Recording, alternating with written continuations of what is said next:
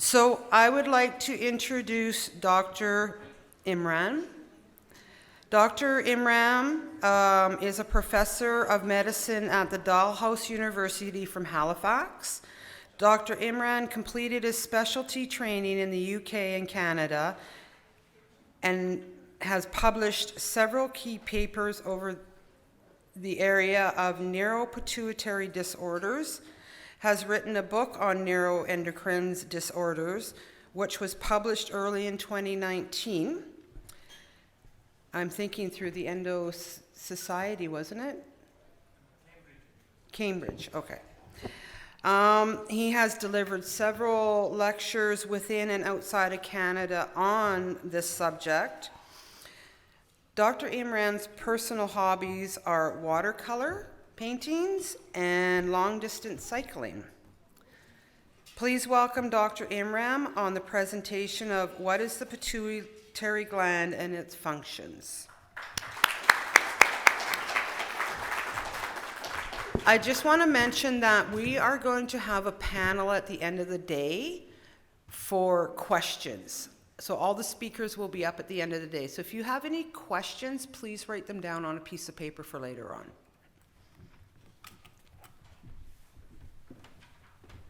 Thank you so much. If you don't mind, I'm just going to move it up a little bit. Sorry about that, so that I can see it better. Thank you. So, thank you, friends. It's a great pleasure and honor to be here. When I received the topic, what is pituitary gland's function, I said, oh dear, that's a tough one. It's a huge topic, and it's hard to cover every aspect of it, but I'm just going to try to basically bring it down to its bare bones and sort of discuss things that are relevant to us from your perspective.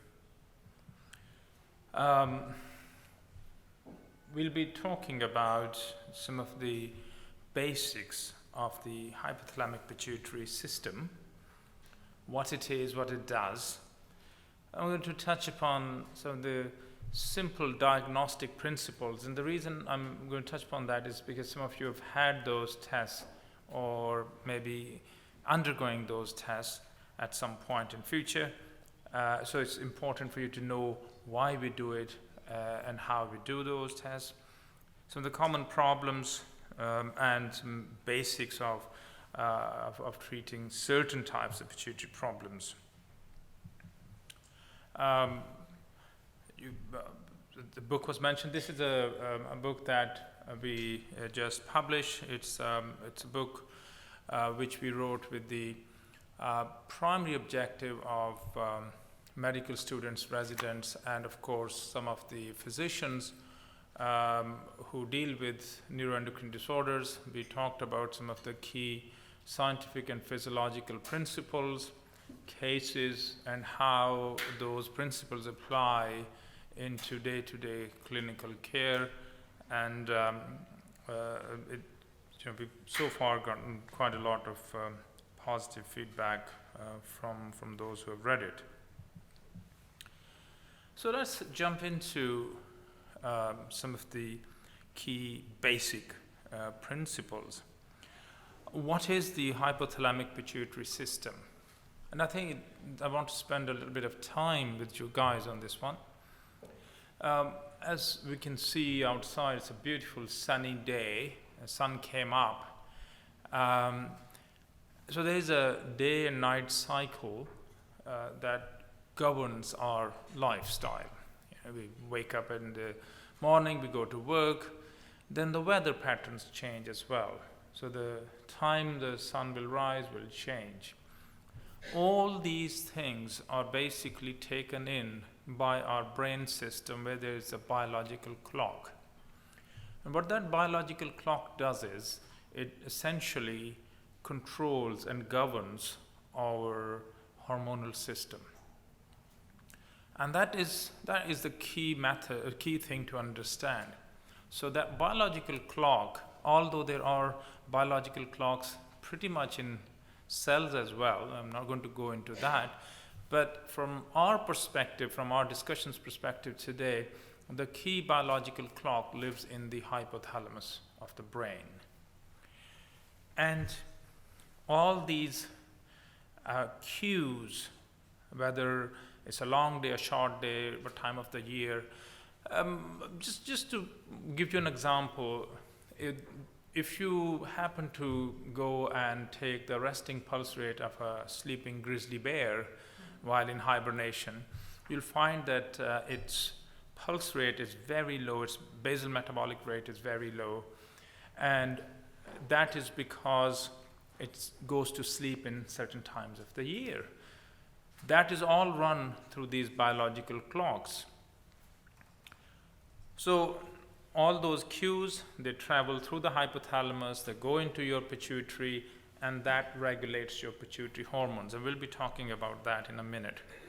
The word pituitary comes from pituitary, or phlegm. That's what they thought was the origin of phlegm in the old days. But you should consider it as a master gland which really controls and modulates all your hormones. So essentially, pituitary gland controls your thyroid gland, and we'll be talking about this in a minute. And all the key glands are controlled by the pituitary. Where is this thing?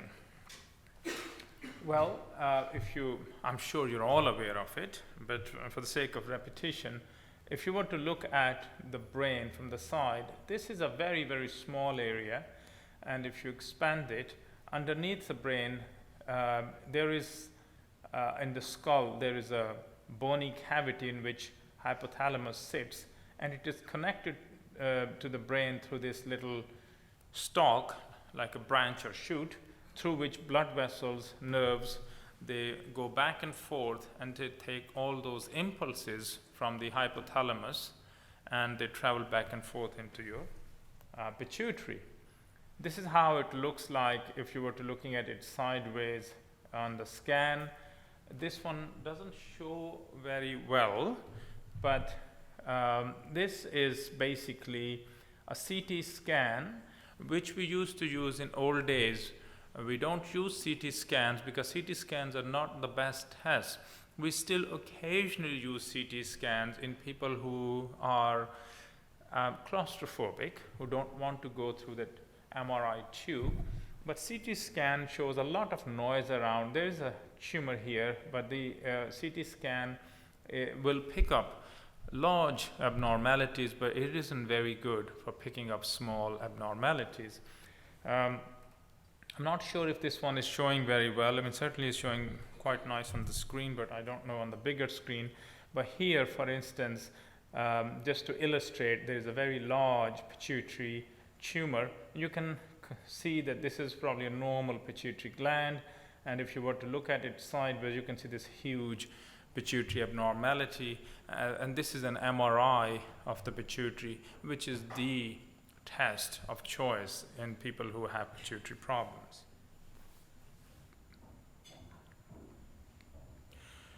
This is a figure I took out of our book. So just to show what the pituitary does. Now, I want to also point out something which again is probably outside the context of our meeting today, but pituitary actually produces a lot more hormones than what I'm showing here, or the commonly known hormones. I'm going to come to that in a minute. So if you look at the pituitary gland, it is typically divided into a front lobe, or the anterior lobe we call it, and the back lobe, or the posterior lobe. And the front lobe, which is illustrated here by this green color, produces a growth hormone, luteinizing hormone, and follicle stimulating hormone, LH and FSH. These control your sexual function. I'll be talking about that in detail. ACTH, which controls your adrenal function, TSH, which controls your thyroid function, and prolactin, which we'll be talking about a little bit in detail, controls your breast milk production and reproductive function. The posterior pituitary produces two key hormones, oxytocin and vasopressin. Vasopressin controls your water balance system, and urine concentration mechanism. Oxytocin is important in smooth muscle tone, particularly comes into its own at the time of delivery because it leads to uterine contractions, and there are some other also aspects of it. Now, that being said, these are the key classical hormones. But for those of you who probably have a slightly deeper interest into pituitary, pituitary also produces other hormones. Insulin is produced in the pituitary. There are several other hormones like leptin and stuff like that, and we've done a lot of work on that when I used to run my lab years ago. The interesting bit is that many of those hormones are not necessarily released into the circulation. They are used by the pituitary to control its own functionality. So it's a very complex gland, and it produces a lot of hormones. Many we don't talk about on a day-to-day basis. This I'm going to discuss a little bit later, in fact now. So I want you to think about driving your car. When you're driving your car, you have an accelerator which you press with one foot and a brake. So it is the interplay of the accelerator and the brake that basically leads keeps your car at a constant speed. Now, if you imagine if you put on the auto cruise, for instance, what it does is it's a feedback system which senses whether you are speeding to where your speed is going up or coming down, and it either accelerates the car or applies brakes to the car and keeps your speed constant. Now, that being said, I mean, some people drive as if they have the accelerator only, and that is if you have a problem with the braking function or just the accelerator only, that is typically what leads to high hormonal production, and we'll be talking about that. Or if the braking function is overriding, then you have an underproduction. So let's go through this very quickly. The anterior pituitary, as I said, produces a hormone called ACTH.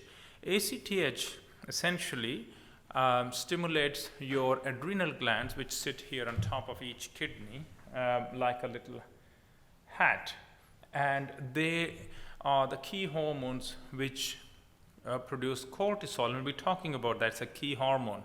Without it, you can die, and it's your key stress regulating hormone. Your TSH controls your thyroid hormone. FSH and LH, they control your female and male sex hormones, which is estrogen and testosterone respectively. Prolactin, it is basically a key hormone in humans. It controls your breast milk production. Now, I deliberately said the word humans because you got to keep in mind that these hormones, they do different things in animals. For instance, those of you who are into fishing would know that salmon would cross from fresh salt water and go into fresh water to spawn and then back. So there is a huge sodium or salt concentration difference in seawater and fresh water.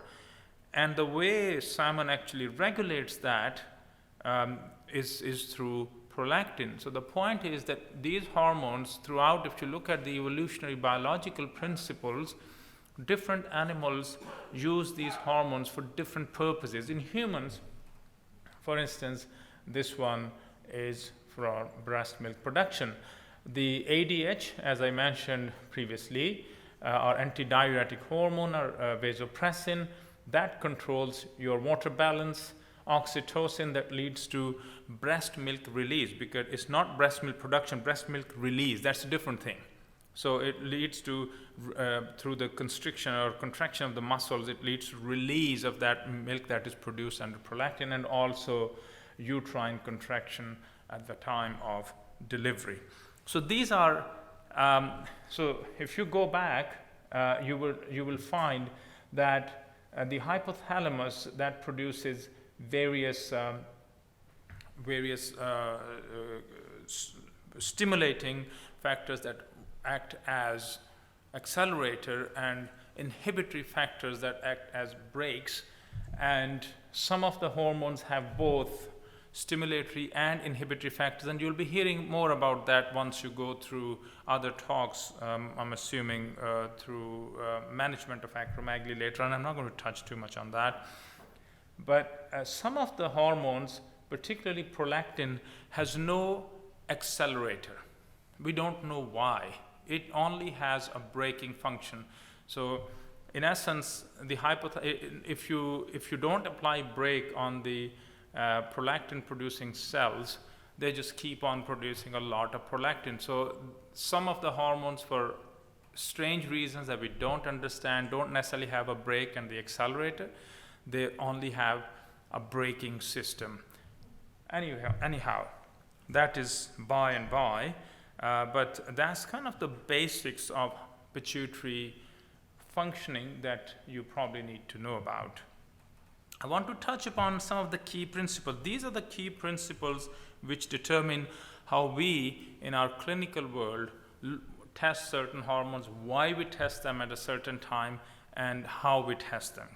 These are pulsatile secretion of hormones, diurnal rhythm, we'll be talking about that, some of the concept of negative and positive feedback, stimulation and suppression tests, and inappropriately normal hormones. These are the key principles that if you learn those, you are well on your way to become a successful endocrinologist. So moving forward, if I were to show you the diurnal rhythm. So this is where the night and day come. Diurnal means something that changes based on your day and night cycle. So in essence, for instance, if you look at when we go to sleep, lights are out, and classically, just before you wake up, in preparation of your day, this is illustrated through a hormone cortisol, which is controlled by ACTH. Your cortisol levels begin to start rising around 2 to 3 hours before you would normally wake up. And that is to prepare you for the forthcoming day. This is what we call as a diurnal rhythm. As the day goes by, and this is 5 a.m., 7 a.m., as the day goes by, your cortisol levels will begin to peter out until they reach their, what we call as the nadir, or the baseline level, at the end of the day. Now, if you change that, it will cause difficulty in sleeping. And this is something why when we measure your hormones, we measure them typically in the morning, 8 to 9 a.m. That is where most of your hormones are at their peak. Now, I frequently end up in a confusion. I ask if the hormone levels are not exactly where I like to see them, I'll ask the person, what time do you normally wake up? And those of you who have come and seen me in clinic, I would frequently ask this question. And sometimes people wake up at 3 in the morning. There is a farmer actually, and he wakes up at 3 in the morning and he's at work. So in essence, really, you have to be aware of the normal sleep-wake cycle of people you're caring for to ensure that you get a good handle on what time you have to test. Same thing happens with all the other hormones. Your sex hormones also peak in the morning, which is why it is suggested or part of why, it's not the full explanation, but part of the reason why ovulation tends to occur early in the morning. Part of the reason, not fully, but part of the reason why men have an early morning erection and so on. So these are because you tend to get spurts of these hormones early in the morning. The other important concept is pulsatility. Pulsatility is an absolutely crucial aspect of endocrine problems. And pulsatility is basically the hormones are not produced in a constant fashion. They are produced in spurts. And it is basically the frequency of these spurts which essentially controls your hormonal function. So I'll give you a simple example, for instance. In this case, there is this mouse model, and generally they go through puberty at a very early, this is day 24, and essentially if you look at their sex hormone signaling pattern, you will find that it actually changes and the spikes are different as they go through puberty. Similar things happen in humans as well. And it is important to recognize that sometimes you may not necessarily have problem with the hormone levels. You may be testing the hormone levels, and they may be within a reasonable range, but it's the pulsatility that is actually not working, and there are some conditions which lead to changes in pulsatility. So another example is, if I were to give someone a hormone called gonadotrophin releasing hormone, which actually leads to stimulation of your sex hormone, and I give it in a pump in a pulsatile fashion, that will actually lead to increase in female or male sex hormone levels. But if I give it in a continuous fashion, it actually suppresses it. So pulsatility is very important in determining your hormonal function. We also talk about positive and negative feedback. I just gave you an example of driving a car and your cruise control, which is actually in a way of feedback. It senses whether you're driving faster than the set speed or slower than the set speed, and as a result it applies the brake or applies the accelerator. Same thing happens in humans. So here I'm just showing you an example of your thyroid gland, for instance. So there is a hormone produced by the pituitary called thyroid stimulating hormone, or TSH for short, and that here is produced, and TSH then acts on your thyroid gland and leads to the production of a hormone called T3 and T4, which is your thyroid hormone. If your body senses that there is too much T4 or T3, what it does is it dials down the production of TSH, and as a result your T3 and T4 production goes down. On the other hand, if it senses that there is not enough, it dials up the release of TSH, and as a result your T3 and T4 production is increased. And this system is auto-correcting, just like the cruise control system we talked about earlier. And this kind of keeps your thyroid levels, or any other hormone levels for that matter, within the required range. This is what we call as a feedback system. As physicians, you have to be aware of it, because you cannot assess this hormone without knowing what this hormone is doing. You have to know the full feedback loop, and I'm going to show you some examples of that later on. I'm going to briefly talk about these two concepts. They're a little bit more clinical, but we are going to discuss that later on. And one is the stimulation and suppression test.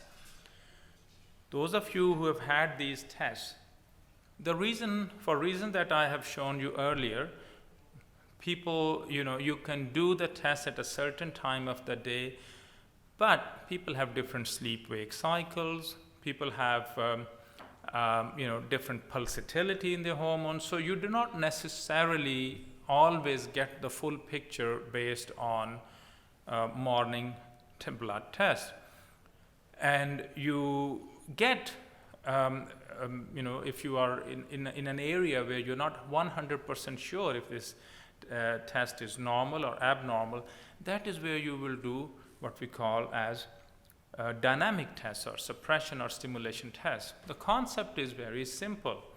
If somebody has a hormone which is borderline hormone, then you try to use some sort of chemical to stimulate that hormone, and you see the response of that hormone. If it stimulates just like a normal person's hormone would be, under that type of stimulation, then you regard it as normal.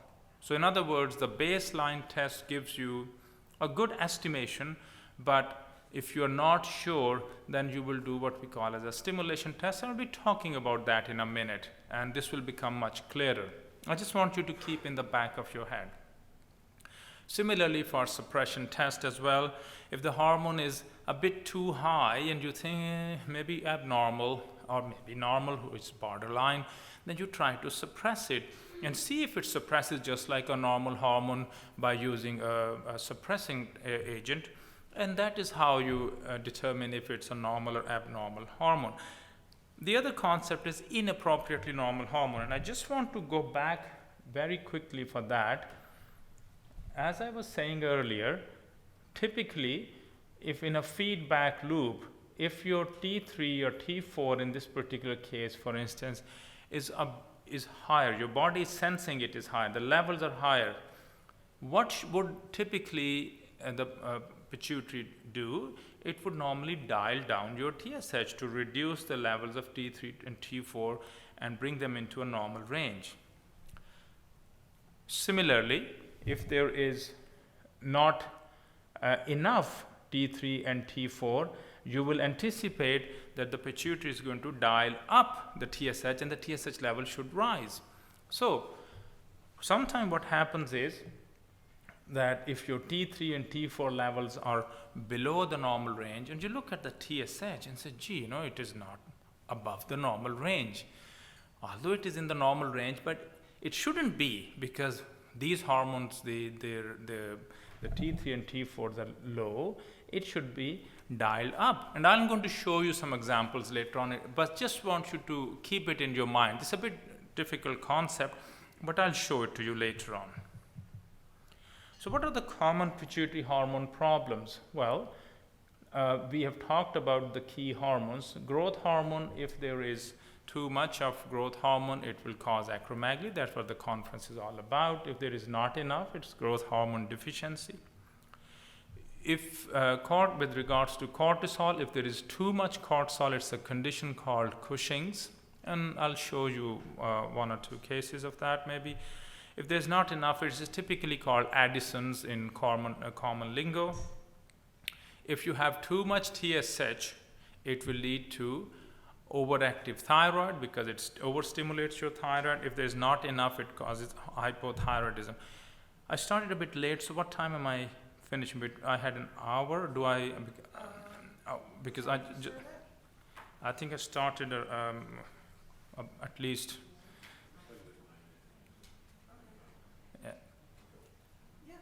Yeah, so I just need. Similarly, if you have too much of LH and FSH, which stimulate your female or male sex hormone, then you have what we call as hypergonadism, and not enough we'll call hypogonadism. You can have high prolactin, and we'll talk about that. And if you have a problem with the ADH or AVP, then you have a condition called diabetes insipidus, and we'll talk about that in a minute. What are the traditional causes of hypopituitarism? Well, the traditional causes of hypopituitarism, most common causes of pituitary insufficiency are pituitary tumors of one sort or another, surgery, radiation treatment, inflammation, head injuries, but by and large, the commonest cause of pituitary insufficiency is pituitary tumors. However, and this is also something I wanted to bring to your attention, that when you lose your pituitary function, so hypopituitarism is defined as partial or complete loss of pituitary function leading to pituitary hormone deficiency. When you lose your pituitary function, you don't lose all of them in one go. Typically, you end up losing some of the hormones, particularly prolactin, growth hormone, LH, and FSH producing cells. They are the first ones to go, and typically these are what we call as non-life-threatening hormonal deficiencies. So body tends to protect and keep your key hormones intact until until the end, as much as it can. Whereas your ACTH and TSH producing cells, which are important for your life, your thyroid and your stress hormone cortisol, they are the ones that tend to remain preserved, and they are the ones you end up losing quite late in the disease.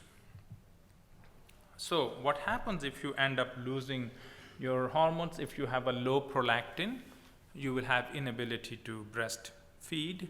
If you have a low growth hormone, you will have fatigue, increased weight gain, particularly adipose tissue, reduced exercise capacity, because your muscles need growth hormone. This is why bodybuilders use a lot of growth hormone, because it improves your muscle activity. If you have a low cortisol, it can cause serious problems, including weight loss, fatigue, muscle weakness, dizziness upon standing, what we call as partial dizziness, and people would crave salt in some situations. If you have a low TSH, that will lower your thyroid hormones, which will again lead to hypo or underactive thyroid. Everyone is aware of it. Fatigue, weight gain, cold intolerance. Low LH and FSH will lead to loss of sexual function, infertility, osteoporosis, because your sex hormones are important to keep your bone strength, and low ADH or AVP is the same hormone, will lead to diabetes insipidus, which means too much peeing and too much thirst. We'll be talking about that. Very quickly, if you have too much, I'm just talking about 3 key hormones here. If you have too much of certain hormones, particularly prolactin, growth hormone, and cortisol, then leads to certain problems. High prolactin will lead to, low prolactin will lead to inability to breastfeed. High prolactin will lead to milky breast discharge. It will also lead to problems with menstruation, problem with fertility, sexual dysfunction. Growth hormone I'm not going to talk about, because we are very, very well aware of it. And high cortisol will lead to what we call Cushing's, which is weight gain, again sexual dysfunction, severe muscle weakness, bruising, stretch marks, and mood disorders. I'm showing you that in a minute.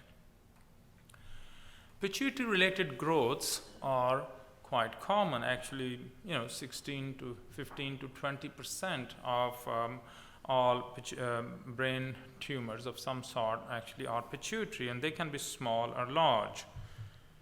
And in this case, obviously, this is a very large abnormality. This is just to show how do they look like on a scan. So when I see someone with a pituitary problem, what are the key things that go through my mind? Well, is it a functioning or a non-functioning pituitary abnormality? Is there an associated pituitary insufficiency?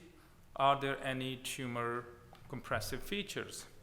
For functioning and non-functioning, I ask all the questions that I showed you earlier. These questions about insufficiency, and I ask about all these questions, which will tell me if they have too much of certain hormones.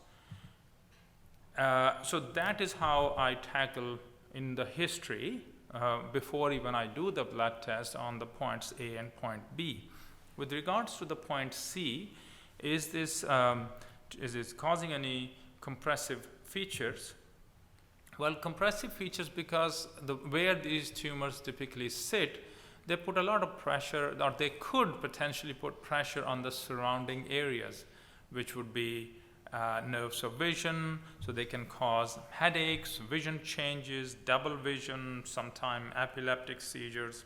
Sometimes because they sit in an area which is above the in a bony area, and sometimes the tumor will eat their way through the bone, and the fluid that circulates around the brain can start dripping through the nose, and sometimes they can cause pressure on the hormones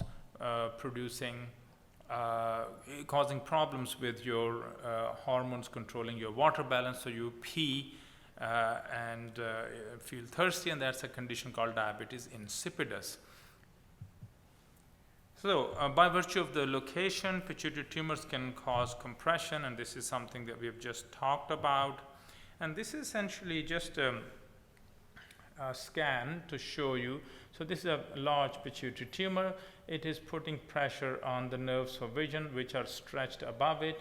And as a result, if you look at it from underneath, so this is a tumor, and typically what happens is that tumors tend to grow, the nerves of vision are basically right on top. As the tumor grows, it compresses them, and you have a very characteristic loss of vision, because if you are seeing here, the nerves of vision are crossing, the fibers from outside and inside they cross, or fibers from inside cross, and as a result, you end up losing your vision from the periphery. This is an illustrated case of a patient of ours who had a very large growth hormone producing tumor. You can see through these arrows, this was a very large tumor which was putting a lot of pressure on the nerves of vision. And this is a test that we typically do. It's a Goldman test. Some people use a different type of test called Humphreys, but this is a test that we prefer in our clinic. And this is an abnormal test.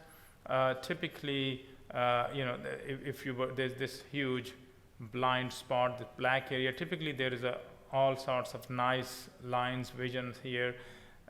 There's slightly better vision. These rounded lines are where you can see. This is probably a normal blind spot, but this is what we call as a scotoma or a black spot. This is abnormal, and this clearly, this eye was really bad. So this patient had a loss of vision due to pressure on the nerves of vision. And this actually completely resolved after the tumor was removed. How common are pituitary tumors? We did a study in Nova Scotia, and this is based on our provincial data of 1 million population. The prevalence is about 107 per 100,000. If you look at, most people are diagnosed in their 20s, 30s, and 40s. In this case, this is acromegaly, and most people are diagnosed with acromegaly in their third, fourth, and some very rarely in the fifth decade. Now, the disease obviously starts early on in life, as you know, but it takes 10 to 15 years to diagnose. That is the time when you typically find the disease. One key element is, and people have to understand, is that hormonal deficiency is very common in people who have pituitary tumors. In fact, in our study that we did, if you look at the breakdown of the types of tumors, these are non-functioning tumors, prolactinomas, growth hormone, and ACTH tumors. These are different types of tumors. Look at the hormonal deficiency of from 40%, almost some type of tumor, almost 70% of these patients actually had lost their hormonal function by the time they came to see us.